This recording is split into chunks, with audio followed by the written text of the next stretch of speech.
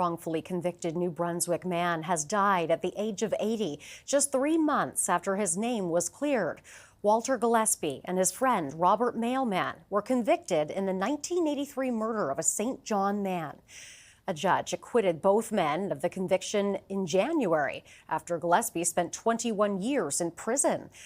Gillespie spent decades trying to clear his name. And joining me now to talk more about this is Ron Dalton, an exoneree and co-president of Innocence Canada. Ron, thank you for being here. You're welcome. Now, I want to express, first of all, my condolences. I know you worked closely with Walter and Robert to help them get exonerated. Talk to us a little bit about what you're feeling and what's going through your mind after Walter's passing.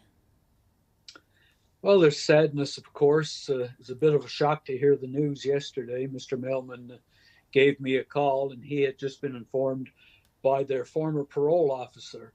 Neither one of them were still on parole, but they had been for so long that the parole officer had maintained contact with Mr. Gillespie especially. And she called Mr. Mailman to let him know that he had been found in his apartment deceased yesterday morning. You've been working this case since 2018, but this has been a much longer ordeal for Walter and Robert. Why has it taken so long for the justice system to get here? They were convicted 40 years ago and only had their convictions overturned on the 4th of January this year. I actually met them 35 years ago when I was serving a life sentence alongside of them. And at that time, Innocence Canada didn't even exist. I was doing a bit of jailhouse lawyering and writing a few letters for them, trying to help them out a little bit at that time, and have been involved with their case ever since. When you mentioned 2018, that's when we filed a formal application with the federal justice minister, and the case was referred back to the New Brunswick Court of King's Bench in late December rather, and then they appeared in court on the 4th of January. Had their convictions overturned. You'll see some footage there from that day. But these cases take an enormous length of time, and these are the fortunate ones that get heard at all. How did Walter and Robert feel after the exoneration?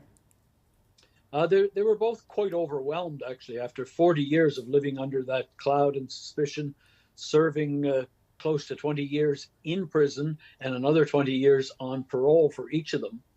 It was quite a weight lifted off of their shoulders.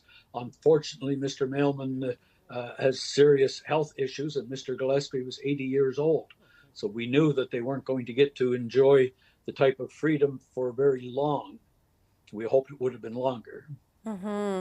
What, was this enough time, do you think, for Gillespie to spend time with loved ones, to really experience life after so long behind bars?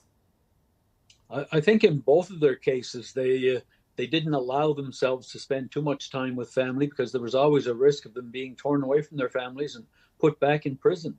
They were still serving life sentences up until 3 months ago. So then there was a period of time when they were negotiating compensation for what they went through.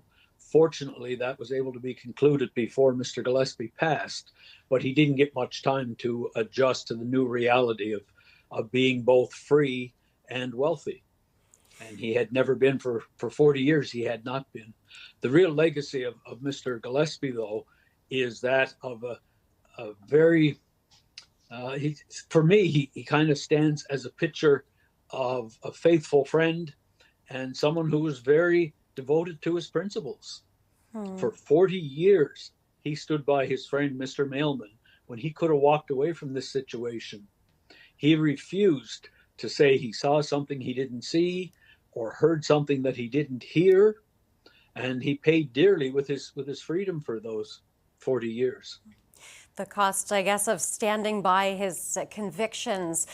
Ron Dalton, exoneree and co-president of Innocence Canada, we really appreciate you being here. Once again, our condolences to you, and thank you for chatting with us this afternoon. You're welcome.